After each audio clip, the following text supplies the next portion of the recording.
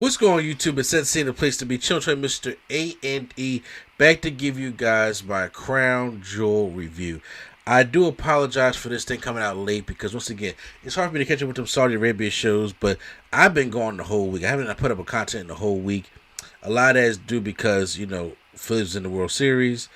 But also I just I got caught up with so much everything, and tonight I'm actually recording this on a Monday. I have to go to the hospital to get some tests done.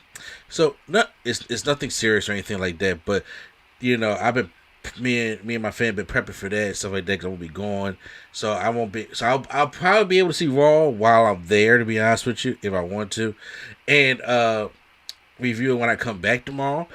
But so right now that's why all stuff is becoming late. But I want to give you guys my Crown Jewel review and record it and have it rendered and updated. It's probably gonna go up on Tuesday morning, right there with the Raw review. Hopefully, we'll see how things go Tuesday afternoon. But right now we have Crown Jewel, the Saudi Arabia Big Show. Titus O'Neil opens up the show and everything. The global ambassador, they make sure they put that in there. And I was kind of excited for this card. I was excited for Brock and Bobby again because I love those two. I wasn't too excited about Jake Paul. I mean, not Jake Paul, the Logan Paul matchup. But I have some crow to eat. I had to be honest with you. I have some crow to eat about that matchup. And also, I was excited about Bianca and Bayley. And I wanted to see what the Omos and Strowman thing was really going to look like. And so right off the back, we start with Bobby Lashley taking on Brock Lesnar.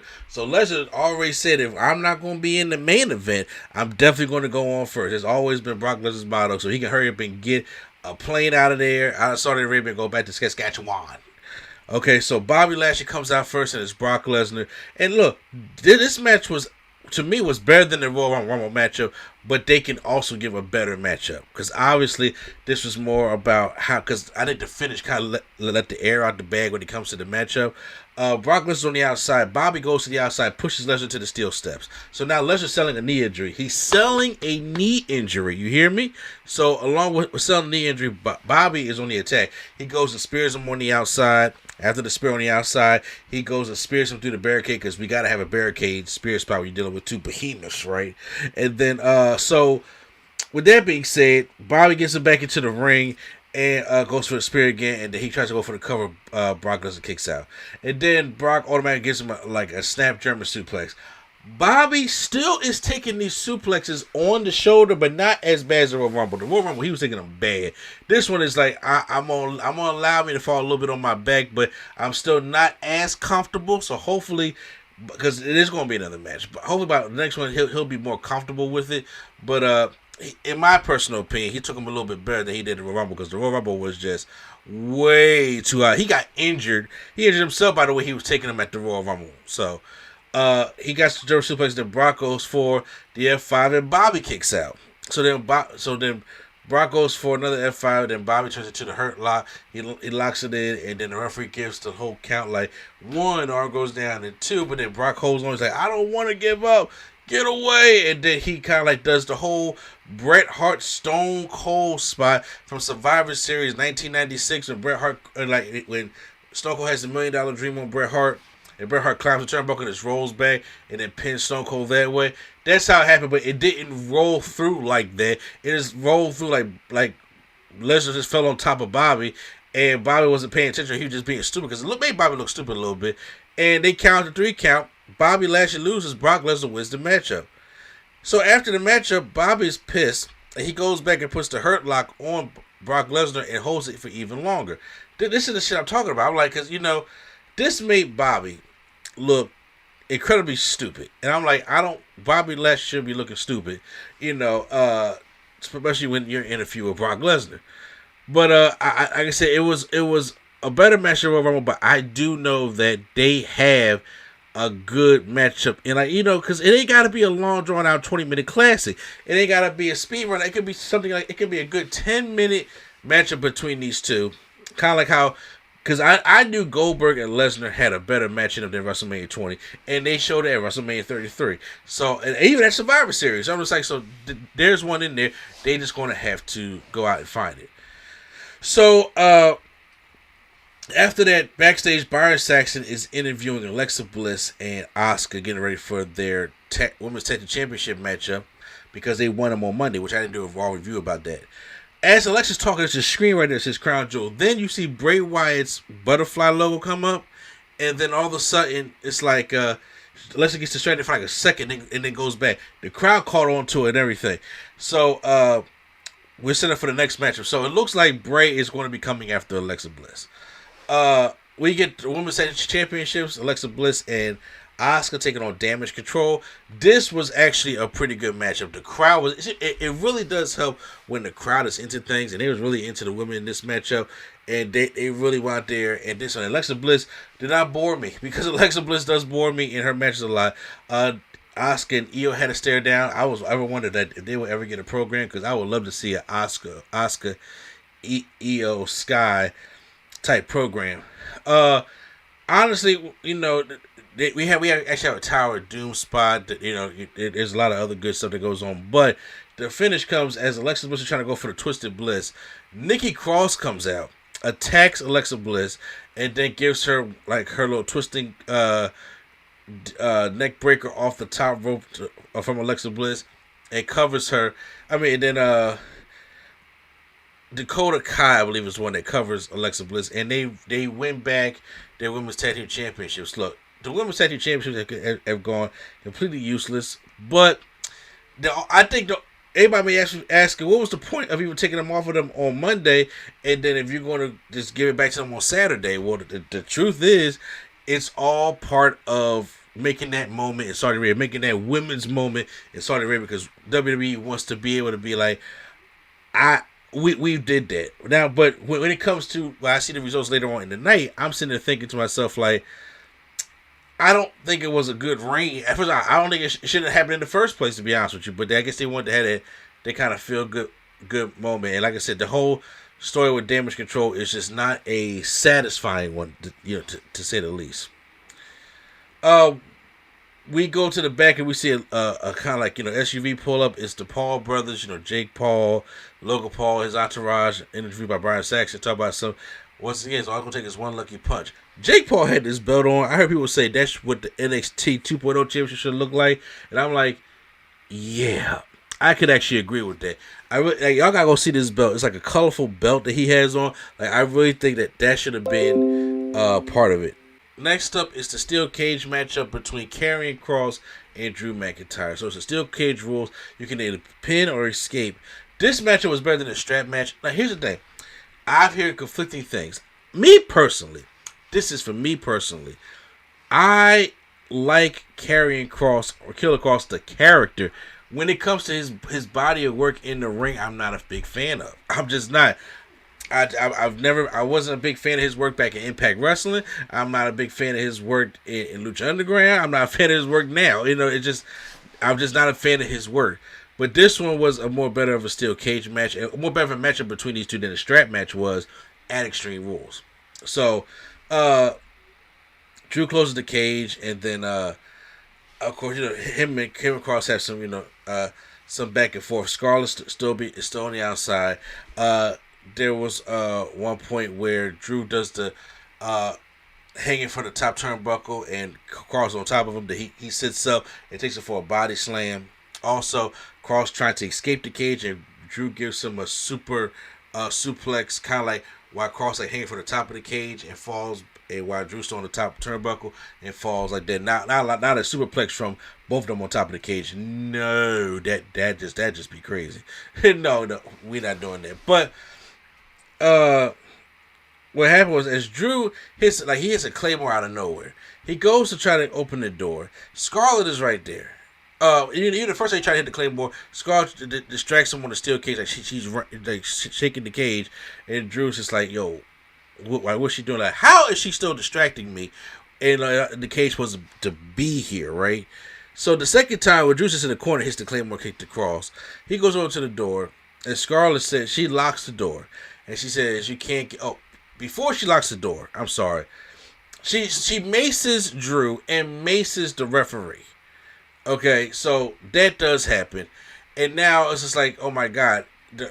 I'll get to my thoughts about that after we talk about the matchup. But then even the second time Drew goes out the door, that's when she locks it. Says, Drew, you can't get out. Drew just looks like, okay, I'll climb over the top.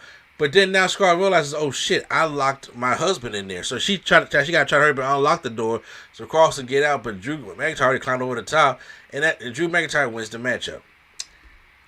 I know there's going to be, each of them got to win. Drew got to win, and then Cross got to win the strap match. There's going to be a third matchup. I think it may be a Survivor Series. I think that's probably where they're going to end it, or whatever the case may be. I don't think this is not going to WrestleMania. No way this is going to WrestleMania. But I think they'll end this as Survivor Series. My only thing is, now, when you're dealing with Scarlett, right, you have to, she keeps getting involved. It's starting to get old. It's not getting as old as Rhea Ripley's is, but it's starting to get a little bit old. And to the point where the whole purpose of the cage is, so she can't interfere. And she still does. Which is making it look like on Cross's behalf that he needs her to win these matches. And that's not, me personally, that ain't the kind of message you want to get over with a Karrion Kross. You don't want to be like, I need her to win my matches. So I don't know how they're going to do it. I don't know if they're going to go the Impact route and do all the gimmick matches first, then do the singles match in Survivor Series, or they got something more bigger in mind.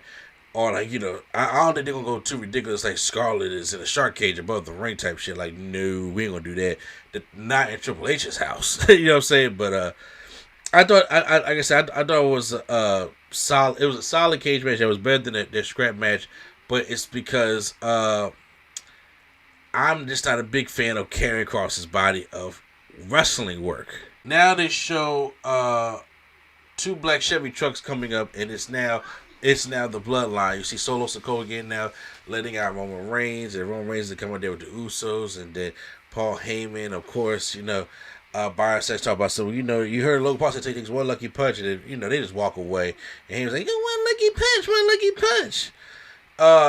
It's time. We're setting up for the Judgment Day taking on the OC in a 6-man tag team matchup, and I thought this was a decent 6-man tag matchup. A lot of them, got the stuff in. Carl Anderson takes most of the heat here. Michael Cole does refer to the history between the Bullet Club and Finn Balor and AJ Styles, and of course Carl Anderson as the New Japan Pro Wrestling never openweight champion, I believe it is. So I appreciate them acknowledging that kind of stuff as well. Dominic the whole time was not trying to get in the match, especially when it comes to Luke Gallows or Carl Anderson in there, but eventually they do get in there. There was this one spot I just thought was funny. That when Finn Balor was getting in the ring, and I don't know if he tripped running or something like that, and Gallows hit him, it's like he just kind of like flew to the other side of the ring and kind of like bounced on the bottom of it, kind of like fell out. I don't know what that spot was. They do kind of like this thing where Damian Priest has Carl Anderson on his shoulders, Luke Gallows has Dominic on his shoulders, and then AJ is going to superplex Finn Balor, and they all go down at the same time. I thought it was kind of like a cool visual. But then the real problem is Rhea Ripley. Rhea Ripley, as AJ about to go for the phenomenal forearm, Rhea Ripley pulls down AJ.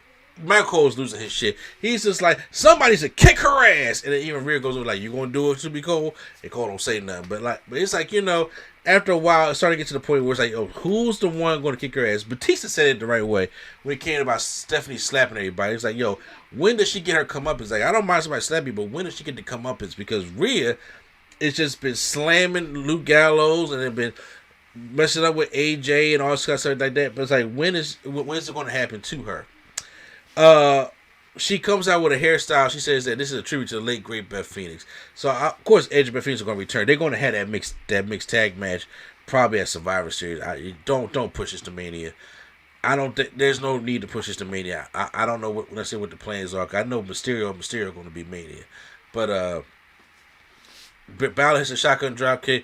Then the beautiful coup de grace on AJ Styles, and Judgment Day picks up the win. So it was a solid 6-man tag team matchup that I felt as though did what it needed to do in Saudi Arabia. Carl Anderson must got his second pool now since he's gonna be back in Saudi Arabia. But Beth Phoenix and Edge had to come back soon and then get their comeuppance on the Judgment Day. It'll probably be tonight on Raw. And like I said, it has to be for Survivor Series. I don't think they're gonna do this at the Royal Rumble, and it'd be dumb. It'd be dumb to drag this out to Mania. we had the video package of Braun Strowman and Omos and how much bigger Omos is to Braun Strowman. And we're getting ready for the Omos versus Braun Strowman matchup. I was just like, oh my God, this could be the worst. This could be the worst match of the year.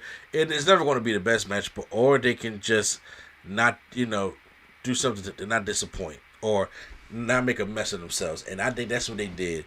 They did the latter. And Braun Strowman and Omos had the best match in Omos' career because Omos looked, he was talking a lot of trash.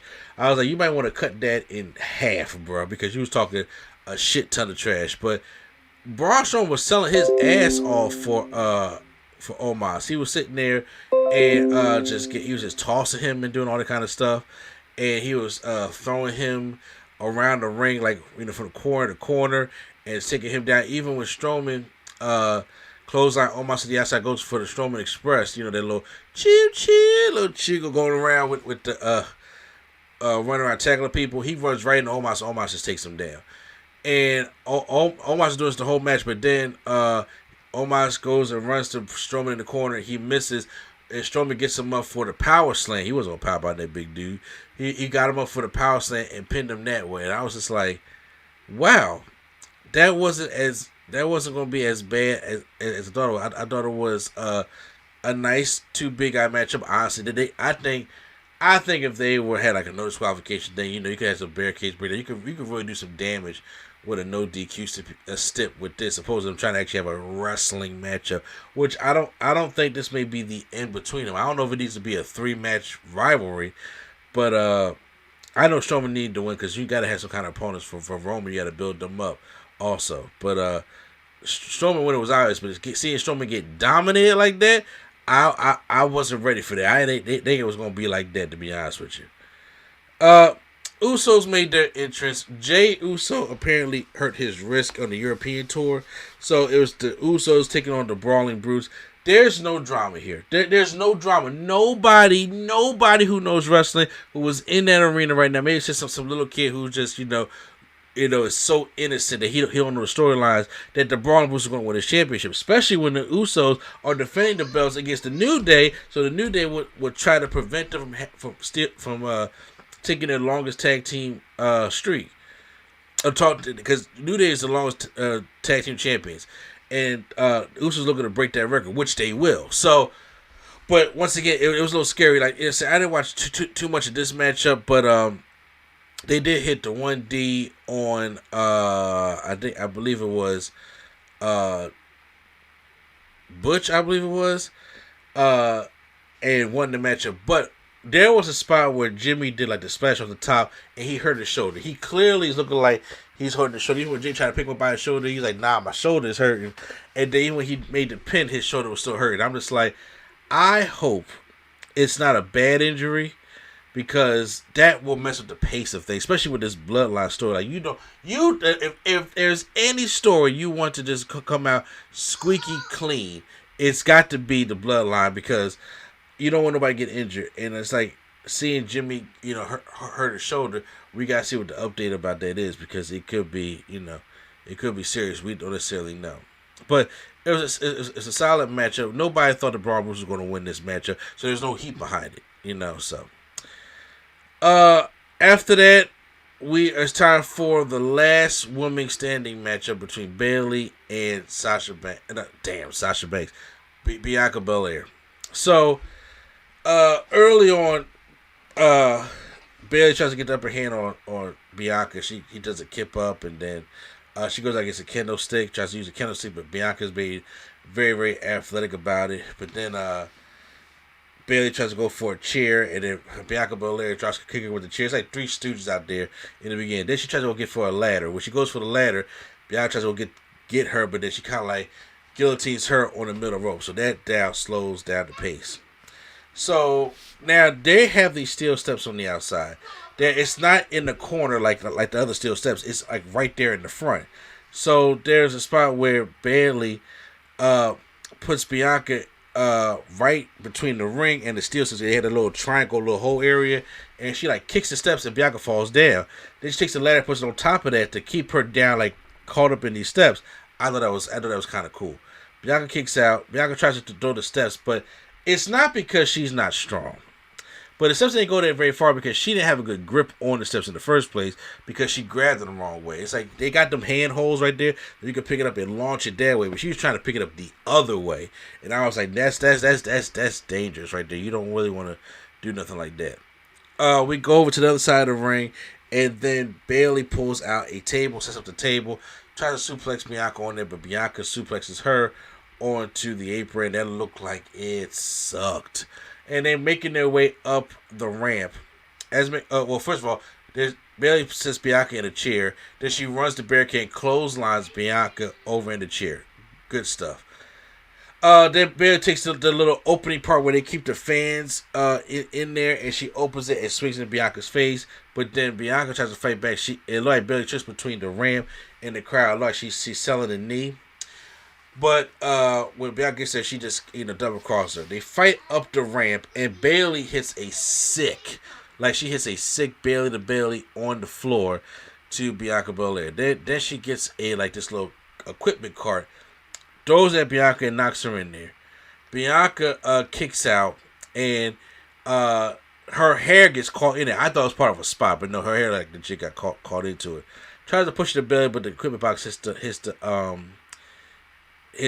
Titantron or the stage area. Tries to go for a KOD, but then Bayley gets out of it. Then Bayley just disappears, and everybody's like, "Well, where you go?" Then here comes Bayley with the golf cart. Bayley is trying to run down Bianca Belair. Now, you gotta look at this visual because this golf cart picked up notes. This wasn't when Kane. Remember WrestleMania 17 when Kane grabbed the referee to catch with the Raven and the Big Show, and they was driving that. Kane was putting some speed on that golf cart. Or even when Sammy Guevara was getting chased by Matt Hardy and Kenny Omega with the golf cart. I think that's what they was trying to go for here. But then Bayley's just driving his golf cart. She all sitting there mean I'm going to run Bianca down. And Bianca's sitting there looks like, I got to jump out the way. But the cart is going so slow. It's going really slow to the point the effect is like, Bianca, just walk out the way. She's sitting there trying to sell like she got to get out the way. But the cart is moving barely 15 miles an hour. So she goes and Bianca kicks Bayley out the car. And then they go fight on top of the golf cart. And then Bayley's on top, and Bianca Belair she drives it back down to the ring. Remember, there's a table out there. What I thought was going to happen was, if it picked up enough speed, she was going to drive it down there. She's going to hit the brakes, and the brakes would have sent Bayley off the roof through the tables. That's what I thought was going to happen. That's not what happened. Bianca Belair just gets there, and she just stops right in front of the table. Then Bayley tries to grab her braid, but then Bianca takes her and grabs her. She flies off the cart to go through the table. It didn't happen like that. She goes and grabs Bianca's braid and she throws her. She missed the table, catches the edge of it, and the table didn't break. I was like, oh my God. So Bianca had to powerbomb Bayley through the table to redo the spot. So Bayley just gets up at 9.5. So it was like, whew, that's crazy. So Bianca starts throwing all the chairs into the ring. And then she lays Bayley on her. She tries to go for a 450 splash, but she misses and crashes and burns on the chairs. So Bayley open up the ladder, and Bayley tries to do her I don't know what her new finishing move is. The rose plant on the ladder, on the chair. But then Bianca picks her up. And then she does a KOD kind of on the chair. I know what they was going for because Bayley actually moved it towards Bayley's knee. And I was like, why would she do that? Like, was she trying to hit it to open, or was she trying to move it in position and end up hitting her knee? I don't know what the fuck was going on that one. Then after that, Bianca puts her, this was creative, puts her in the inside of the ladder because it's opened up, and squeezes it down, and then pushes the ladder underneath the bottom turnbuckle. So now she can't get out. I thought that was creative. Because I thought it was more creative than the duct tape around the ankles. Because that's what made Batista quit. But this one, I was just like, that was kind of creative. Bianca Belair retains and Bayley loses.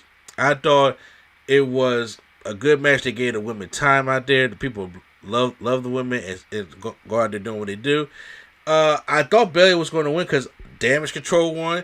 So I don't know where the story goes from here, to be honest with you, but it was still a fun matchup. Bray Wyatt is here. We hear from Bray Wyatt. Bray Wyatt comes out. carrying the land, and we get the door. We get the full entrance at Saudi Arabia, and the fans enjoyed it. And he was like, "My name is Bray. Come from a prestigious wrestling family. Somebody said even larger than life. Pay your taxes." For IRS things out there. Bray talked about how he was a child. All he ever wanted to do was be great, and he had to be the greatest of all of them. And the fans said, "Yes, you are." And he said, what he thought he needed to do and give in. But why I said that, he made a monster of himself. He wore the mask with pride and didn't take long to understand that while he was wearing the mask, he no longer felt pain. Bray said that the mask was completely untouchable and that type of thing feels good. But he said he found himself in the kingdom of nothingness, sitting on an island, and what was the? I'm trying to go to the exact quote right here. What he was saying. He's about to destroy while running everybody off he ever loved. And Bray said that he sat alone, no one to love him, nowhere to run for fans, and they said, "We love you." And Bray said Bray said no one loves him. They love the idea of him. He said that she is capable of and the thing she is capable of while saying that doesn't love himself. I read that whole thing wrong. Anyway. But he's going to make the ending to his story. And we see how the Bray Wyatt story ended. It didn't end good. He wants to come back and make the ending to his story. But then it was interrupted by Uncle Howie. Saying that Bray you can fool everybody else, but you can't fool me. You can't fool Uncle Howie. Okay? And he says that they don't deserve Bray. The truth is that Bray is going to go too far and give in. He said, "Remember how good it feels?" He said, "If you're worried about the aftermath, don't take the mask off. Tell me I'm wrong." And that's how the scene ended. So it's still the Uncle Howie and Bray thing going on. I don't know if we're going to introduce new characters, how long this thing's going to go. I'm just in here for the ride. I enjoy slow builds. 225 Triple H, okay? It's time for Roman Reigns to go up against Logan Paul, the guy who's been a champion for 797 days. Okay, and yes, this is the main event. It's Logan Paul versus Roman Reigns. Any other time, I'm sitting there thinking like, why is this? Look, why is this? Here's the thing. I'm going to be honest with y'all. I do not like Logan Paul. I do not like Jake Paul. I am not a fan of the Paul brothers at all. I have to give in that he did great in this match. They had a great main event. Him and Roman, I thought it was going to be like a 5-minute type of squasher where Roman just teases him for the time and they finally beats him. No, Logan Paul went in there and he got to this shit. Like, I mean, Logan Paul was doing some impressive stuff in there. I mean, first, Roman was trying to wrestle Logan Paul, and Logan even gave him a 5-minute carry. And Roman rolled out the ring. It was just like, whoa, chill. We can't be doing all this. Can't be doing all this. And Logan Paul's impressive. What really impressed me was when Logan Paul hit the buckshot. I mean, he hit a clean buckshot lariat. You know how hard it is to just hurdle the ropes, but to just go and give a buckshot lariat that is better than CM Punk's buckshot lariat, and you know, maybe on small occasions, very small occasions, could be better than a Hangman was. But no, I'm not giving that to Logan Paul. But he did a good, like he just did it, flipped over, landed perfectly on his feet, and caught that lariat. I was like, my God. I was not expecting that. Throughout the match, Logan Paul was teasing, you know, the punch in the Reigns, but Reigns was not going to let him get that far. Logan does hit some spikes and some strikes and some elbows and things like that, but you know, he was being, you know, very impressive with it. So, basically, when the match picks up, Logan, excuse me, Logan hits the one lucky punch. This after the match is going on, you know, for a while, and then Roman is down, and everybody's like, "Oh my God, can Logan win this?" So Logan covers Reigns. Reigns kicks out. So he goes over to his entourage and he clears up the Arabic announce table, and he goes and Roman's on there. He grabs one of his entourage's phone so that he's recording this or live streaming or whatever the case may be. It does a frog splash, more of a splash, a clean splash to Roman off the top rope through the table, and I was like, that's impressive. You know, there's sometimes Shane be jumping over there. I don't know if he's gonna make it, but like this man is like a clear athlete. He really is. So. But then the Usos come out. The Usos come out and then they start beating up his entourage that's sitting up in the front row. They start beating up the Logan Paul entourage. But then here comes Jake Paul. Jake Paul comes down, takes out the Usos with some very weak looking punches. And then Solo Sikoa come down and Jake Paul and Solo Sikoa are staring off each other and then they go and break them up. So meanwhile, as they're going to break them up, Logan Paul goes back in the ring and tries to go hit another punch, but Roman gets out the way, hits Superman punch to Logan Paul, then hits a spear, and then he pins him, and 1, 2, 3, Roman Reigns retains the championship. You knew Roman wasn't going to lose, especially after Logan Paul. I would have threw shit if that happened, but just to see how great Logan Paul did in that matchup, it was a very entertaining matchup. I thought it was one of the better matches of Roman Reigns' run as a tribal chief, because he had some good ones, and there were some bangers in there. And I still not a big fan of Logan Paul at all, and I'm still not going to be. But when it comes to, I gotta call credit when credit is due. And guys, that was my Crown Jewel review. I know it probably could have went a little bit long, could have went a little bit quicker, but I was just trying to get my thoughts and stuff out there. This should be up hopefully in the afternoon with my Raw review. So make sure you guys post that comments down below how you guys feel about Crown Jewel, how you guys feel about Logan Paul wrestling, and how you think he did, you know, and how do you guys like the ending to the Last Woman Standing, how you like Omos and Strowman, you know, what you think's going on with Lashley and Lesnar. So post all that stuff down in the comments. Hit the like button if you guys enjoyed my review. Hit the subscribe button for more wrestling content right here on NC Studios. So once again, it's NC, a place to be. Children, Mr. A&D, and the Nerd Coalition is out.